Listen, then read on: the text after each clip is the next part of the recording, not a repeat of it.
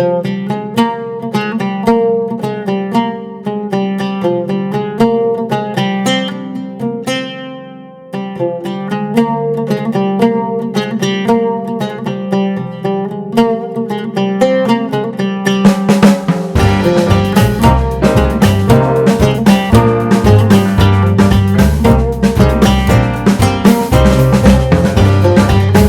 guys, welcome back to my channel Day with Subay and this is me Subay here. இன்னைக்கு நம்ம வீடியோவில் தி perfect நிக்கா style mutton biryani and chicken gravy எப்படி செய்கிறதுன்னு பார்க்கலாம்.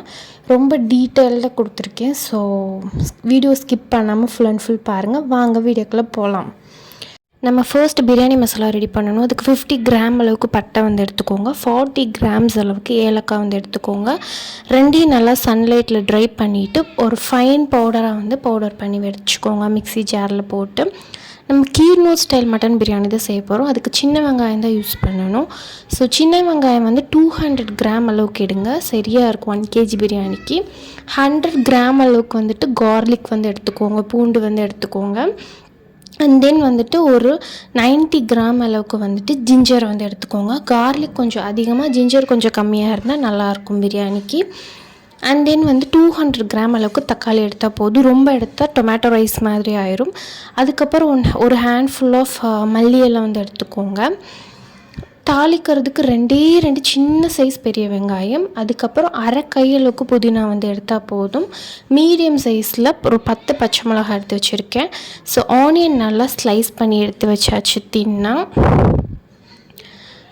அப்புறம் டொமேட்டோஸ் எல்லாம் ஃபுல்லாக வந்து கட் பண்ணி ரெடி பண்ணி எடுத்தாச்சு. அதுக்கப்புறம் இந்த பிரியாணிக்கு தேவையான ஆயில்ஸ் வந்து நல்லா மெஷர் பண்ணி எடுத்துக்கலாம்.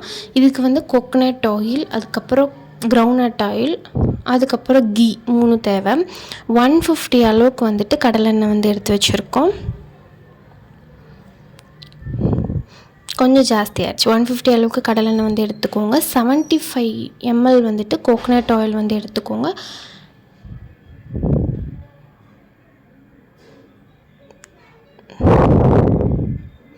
அண்ட் தென் கீ வந்துட்டு ஜிவிஜி கீ யூஸ் பண்ணுங்கள். அதுதான் வந்து நிக்காலெல்லாம் யூஸ் பண்ணுவாங்க. ஸோ நல்லாயிருக்கும். அது வந்து ஒரு 50 கிராம் அளவுக்கு எடுத்துக்கலாம். 1 kgக்கு 50 கிராம் கீ வந்துட்டு ரொம்பவே பர்ஃபெக்டாக இருக்கும். அதுக்கப்புறம் ஒரு பெரிய சைஸ் லெமன் எடுத்துக்கலாம். அண்ட் ஜிஞ்சர் கார்லிக் வந்துட்டு பேஸ்ட் பண்ணி எடுத்துக்கலாம். இந்த மாதிரி தான் அரைக்கணும், ரொம்ப ஃபைனாக வந்து அரைச்சிடக்கூடாது. 14 கிராம் அளவுக்கு வந்துட்டு பிரியாணி மசாலா நான் முன்னாடி சொல்லியிருந்தேன்ல, அந்த மசாலா வந்து 14 கிராம் அளவுக்கு எடுத்துக்கோங்க. ரொம்ப கரெக்டாக இருக்கும். அண்ட் தென் வந்துட்டு ஒரு 8லேருந்து 9 கிராம்பு வந்து எடுத்துக்கலாம். 2 பீஸ் பட்டை எடுத்துக்கலாம். ஒரு 5 பீஸ் ஏலக்காய் எடுத்துக்கலாம். பிகாஸ் நம்ம பிரியாணி மசாலாவே நல்லா ஃப்ளேவராக இருக்கும். இது சும்மா தாளிக்கிறதுக்காக தான். அண்ட் சில்லி பவுடர் வந்து சக்தி எடுத்துக்கோங்க. அதுதான் நல்லா கலர்ஃபுல்லாக இருக்கும் பிரியாணிக்கு. அது வந்து 12 கிராம்ஸ் எடுத்தால் போதும். 14 grams biryani masala, 12 grams chilli powder எடுத்தால் ரொம்ப பர்ஃபெக்டாக இருக்கும். ஸோ நடுவில் வந்து டயர்டாகிடுச்சின்னு டீ குடிச்சிருந்தோம். மீட் வந்து பார்த்திங்கன்னா வித் போனோட கொஞ்சம் கொழுப்பு, எலும்பு அண்ட் தென் கறி எல்லாம் கலந்த மாதிரி எடுத்துக்கோங்க. ஸ்டவ் ஆன் பண்ணிவிட்டு ஒரு பெரிய பேன் தூக்கி வந்து வச்சிடலாம். ஹெவி பாட்டம் உள்ள பேன் வந்து நீங்கள் வச்சுக்கோங்க. ஃபஸ்ட்டு வந்து நான் கொஞ்சமாக தான் கீ ஆட் பண்ணுறேன், மீதி வந்து லாஸ்ட் ஆட் பண்ணிக்கலாம். அண்ட் தென் எடுத்து வச்சுருந்த ஆயில் எல்லாம் ஃபுல்லாக ஆட் பண்ணிக்கலாம். அண்ட் கீ அண்ட் ஆயில் நல்லா ஹீட் ஆனதுமே நம்ம தாளிக்கிறதுக்கு எடுத்து வச்சுருந்த பட்டை, ஏலக்காய், கிராம்பு இது 3ஐயும் நம்ம வந்து ஆட் பண்ணிக்கலாம். இது ஸ்பேட்டர் ஆனதுக்கப்புறமா வந்துட்டு நம்ம பெரிய வெங்காயம் ஆட் பண்ணிவிட்டு அது கொஞ்சம் ஃப்ரை ஆகட்டும். ஃப்ரை ஆனதுக்கப்புறமா நம்ம சின்ன வெங்காயம் இருக்கு இல்லையா, அதை பேஸ்ட் பண்ணி வச்சுருக்கோம். 200 கிராம் எடுத்துருந்தோம்ல, அதை ஆட் பண்ணிவிட்டு நல்லா ஃப்ரை பண்ணிடுங்க. பிரியாணி செய்கிறதுக்கு பொறுமை ரொம்பவே முக்கியம். ஒவ்வொரு இன்க்ரீடியன்ஸையும் நம்ம நல்லா ஃப்ரை பண்ணால் தான் பிரியாணி டேஸ்ட்டாக இருக்கும். ஆனியன் நல்லா ஃப்ரை ஆனதுக்கப்புறமா நம்ம எடுத்து வச்சுருந்த மிளகாத்தூளை ஆட் பண்ணிக்கலாம். இப்போ ஆட் பண்ணால் தான் பிரியாணிக்கு வந்து நல்லா கலர் கிடைக்கும். ஸோ சில்லி பவுடர் ஆட் பண்ணிவிட்டு நல்லா ஃப்ரை பண்ணி விட்டுருங்க. அதுக்கப்புறமா ஜிஞ்சர் கார்லிக் பேஸ்ட் இருக்குல்ல, ஸோ ஜிஞ்சர் கார்லிக் பேஸ்ட் வந்து ஆட் பண்ணிக்கலாம். ஆட் பண்ணிவிட்டு அதோட ரா ஸ்மெல் போகிற வரைக்கும் நல்லா குக் பண்ணி எடுத்துக்கோங்க. ஒவ்வொரு இன்க்ரீடியண்ட்டுமே நல்லா வணங்கணும், அப்போ தான் பிரியாணி வந்து ரொம்ப நல்லாயிருக்கும். ஸோ பொறுமையாக ஒவ்வொரு இன்க்ரீடியண்ட்டாக 1 by 1 வந்து ஆட் பண்ணி வதக்கி விட்டுருங்க. அதுக்கப்புறமா கொஞ்சமாக எடுத்து வச்சுருந்த மல்லித்தலையில் வந்து ஒரு கொஞ்சம் ஆட் பண்ணியிருக்கேன், புதினா கொஞ்சமாக ஆட் பண்ணியிருக்கேன். ஃபுல்லாக வந்து நான் ஆட் பண்ணலை. ஆட் பண்ணிவிட்டு லைட்டாக வந்து ஃப்ரை பண்ணி விட்டுட்டு அண்ட் தென் எடுத்து வச்சுருந்த பச்சை மிளகா இருக்குது இல்லையா, ஒரு 10 மீடியம் சைஸ் பச்சை மிளகா வந்து ஆட் பண்ணிக்கோங்க. ஆட் பண்ணிவிட்டு அதையும் நல்லா மிக்ஸ் பண்ணி விட்டுருங்க. அதுக்கப்புறமா நம்ம எடுத்து வச்சுருந்த தக்காளி 200 கிராம் எடுத்து வச்சுருந்தோம்ல, அந்த தக்காளி ஆட் பண்ணிவிட்டு நல்லா மிக்ஸ் பண்ணி விட்டுறலாம். தக்காளி நல்லா மேஷ் ஆனதுக்கப்புறமா நம்ம எடுத்து வச்சுருந்த மீட் இருக்குல்ல, மீட் ஆட் பண்ணிக்கலாம்.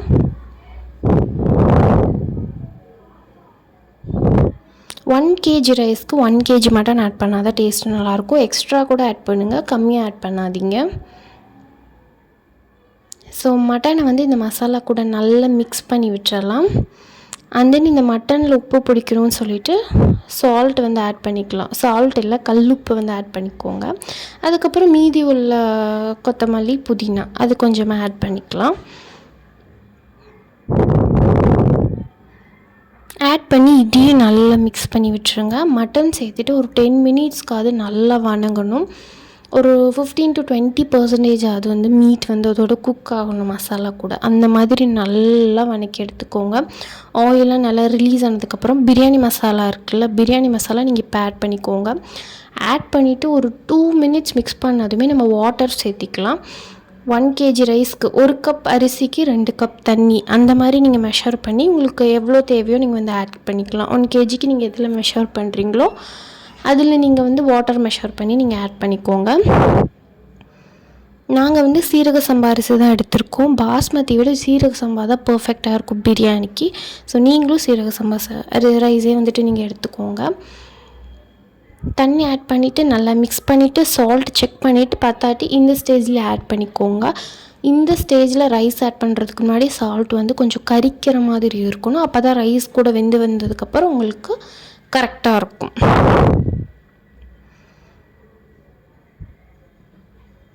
ஸோ நல்லா கொதித்து அந்த மீட் வந்து உங்களுக்கு வெந்து வரதுக்கே 45 மினிட்ஸ் to 1 hour வந்துட்டு ஆகும். அதுக்கப்புறமா நல்லா கொதிச்சதுக்கப்புறமா நம்ம அரிசி வந்து ஆட் பண்ணிக்கலாம். அரிசி ஆட் பண்ணிவிட்டு நல்லா ஹை ஃப்ளேமில் தான் இருக்குது, நல்லாவே மிக்ஸ் பண்ணிக்கோங்க. நம்ம முன்னாடி சில்லி பவுடர் சேர்த்தது தான் இப்போ ரொம்ப கலர்ஃபுல்லாக இருக்குது பார்க்குறதுக்கு. ஸோ நல்லா மிக்ஸ் பண்ணிவிட்டு அரிசி சேர்த்துட்டு நல்லா கொதி வந்துட்டு இருக்குல்ல, ஹை ஃப்ளேமில் இருக்கட்டும். அண்ட் தென் நம்ம எடுத்து வச்சுருந்த ஒரு லெமனோட ஜூஸ் வந்து இந்த ஸ்டேஜில் ஆட் பண்ணிக்கோங்க. ரைஸ் சேர்த்ததுக்கப்புறம் தான் ஆட் பண்ணணும். ஆட் பண்ணிவிட்டு நல்லா மிக்ஸ் பண்ணி விட்டுருங்க. இல்லைன்னா அரிசி கீழே செட்டில் ஆகிட்டு சீக்கிரமாக தீஞ்சு போகிறதுக்கு சான்ஸ் இருக்குது. ஸோ ஒரு மிக்ஸ் நல்லா மிக்ஸ் பண்ணி கொடுத்துட்டு ஹை ஃப்ளேம்லேயே வச்சுக்கோங்க.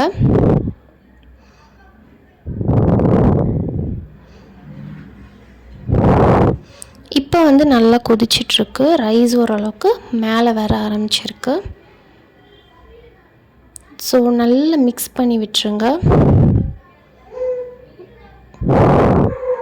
அரிசியும் தண்ணியும் ஈக்குவலாக வந்து வரணும். அரிசி தண்ணி வந்து ஈக்குவலாக வந்ததுக்கப்புறமா நம்ம இதை தம்க்கு விட்டுறலாம்.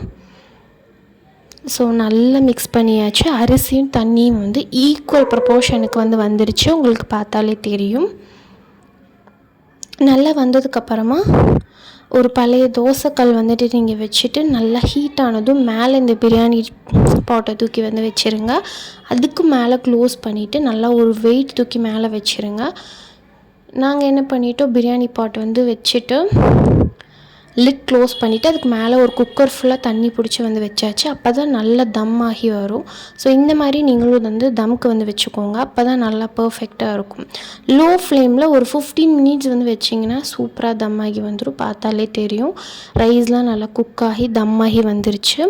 நல்லா மிக்ஸ் பண்ணி விட்டுருங்க. ரொம்ப போட்டு மிக்ஸ் பண்ணாதீங்க, ரைஸ் வந்து பிரேக் ஆயிரும். ஸோ லிட்ரலி லைட்டாக வந்து மிக்ஸ் பண்ணி எடுத்துக்கோங்க. அப்போ தான் ரொம்ப நல்லாயிருக்கும். பார்த்தாலே தெரியும் பிரியாணி எவ்வளோ சூப்பராக பர்ஃபெக்டாக வந்திருக்கு. இதுதான் கீரனூர் ஸ்டைல் நிக்கா பிரியாணி. கண்டிப்பாக ட்ரை பண்ணுங்கள், சூப்பராக இருக்கும். மட்டன்லாம் நல்லா சூப்பராக ஜூஸியாக வெந்துருச்சு. இந்த மாதிரி ட்ரை பண்ணுங்கள். இப்போ வாங்க சிக்கன் கிரேவி எப்படி செய்கிறதுன்னு பார்க்கலாம். நான் ஒரு பேன் எடுத்திருக்கேன், அதில் கொஞ்சமாக ஆயில் ஆட் பண்ணிக்கோங்க. நல்லெண்ணெய் ஆட் பண்ணிங்கன்னா நல்லாயிருக்கும். நான் நார்மல் ஆயில் தான், குக்கிங் ஆயில் தான் வந்து எடுத்திருக்கேன்.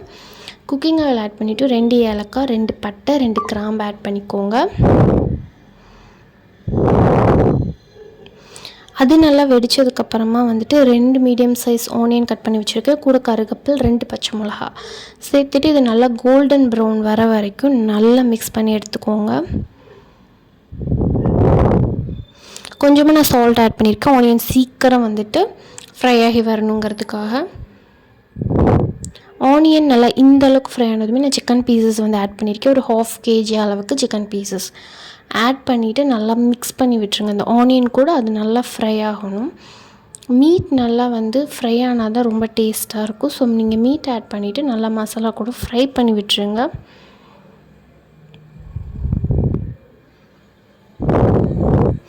இது கூட நான் ஜிஞ்சர் கார்லிக் பேஸ்ட்டை வந்து 2 டேபிள் ஸ்பூன் ஆட் பண்ணியிருக்கேன். 2 tablespoon ginger garlic add பண்ணிவிட்டு நல்லா மிக்ஸ் பண்ணி விட்டுருங்க.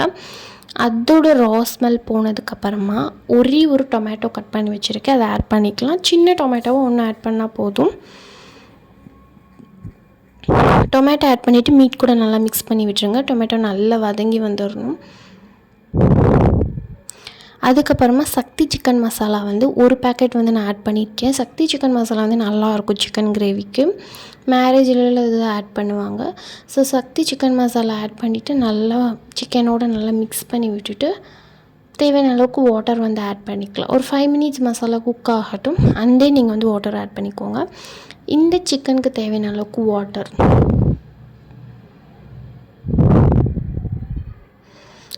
ஆட் பண்ணிவிட்டு நல்லா மிக்ஸ் பண்ணி விட்டுக்கோங்க.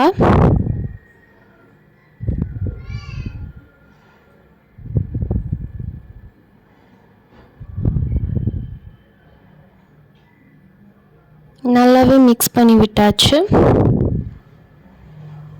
இப்போ மீட் நல்லா குக் ஆகிடட்டும். மீட் நல்லா குக் ஆகட்டும்.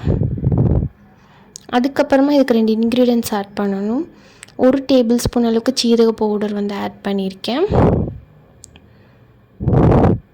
அண்ட் தென் பெப்பர் வந்துட்டு ஒரு 2 டேபிள் ஸ்பூன் அளவுக்கு ஆட் பண்ணிக்கோங்க. ஆட் பண்ணிவிட்டு நல்லா மிக்ஸ் பண்ணி விட்டுருங்க. கொஞ்சம் திக்காகி வந்ததுமே நான் இந்த கன்சிஸ்டன்சியில் வந்துட்டு கிரேவி வந்து எடுத்துட்டேன். சூப்பராக இருக்கும். வேணா லாஸ்ட்டாக கொஞ்சமாக கொரியாண்டர் ஆட் பண்ணிக்கோங்க. இல்லைன்னா நீங்கள் இப்படியே கூட சர்வ் பண்ணலாம். இன்றைக்கி லன்ச் மெனு என்னென்னா ஆனியன் ரைத்தா இருக்குது.